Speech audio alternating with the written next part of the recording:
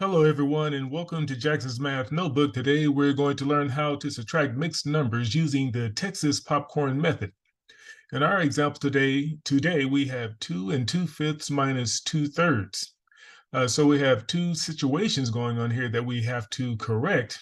First, we cannot go 2 take away 2, and then on top of that, 5 and 3 are different denominators. So what we're going to have to do, we're going to have to use the least common multiple method of 5 and 3, and then we're going to have to use the Texas popcorn method to solve a problem such as this. And so let's go ahead and use the least common multiple of 5 and 3 first. And so again, if we count by fives, we get 5, 10, 15, and 20. And if we count by threes, we get 3, 6, 9, 12, and 15. And as you can see right here, 15 will be our least common denominator, our least common multiple, our first common denominator that we will use to substitute for 2/5 and 2/3. And so let's go over here to the purple section. And as we can see, when we use 15 as our common denominator, we will have to multiply 3 times 5 to get 15. And whatever we do to the denominator, we must do to the numerator. 2 times 5 is 10. So 2/3 is equivalent to 10/15.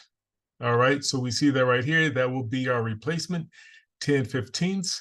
Then we'll go up here and we'll rename 2/5 where the denominator is 15. And we do that by multiplying 5 times 3, which equals 15. Whatever we do to the denominator, we will do to the numerator. And so 2 times 3 will give us 6. However, here's the problem. We cannot say 6 take away 10. We cannot take 10 away from 6. And here is where our Texas popcorn method comes into play. And so let's rewrite our fraction this way and then point our arrow to the Texas popcorn method for 2 and 6/15. And we just simply multiply the denominator by the whole number and then add the numerator. And when we do that, we'll keep 15 at the bottom where it belongs, but then we'll multiply 15 times 2 plus 6, which will give us 36/15. Now we have our fraction renamed again, right? Okay, and so now 2 and 6/15 is essentially the same as 36/15, but now it is safe to subtract the fractions. 36 minus 10 gives us 26. We keep the denominator 15. And then what we must do, we must divide, okay, divide in order to turn 26/15 into our answer, which is 1 and 11/15, which will be our new mixed fraction. And we do that by saying this, that 26 divided by 15 is something that we have to do. So 15 goes into 26 one time. 1 times 15 is 15. 26 take away 15 is 11, with 1 as our whole number. And you remember, remainders are numerators and divisors are denominators. And so our answer in this case will be 1 and 11/15.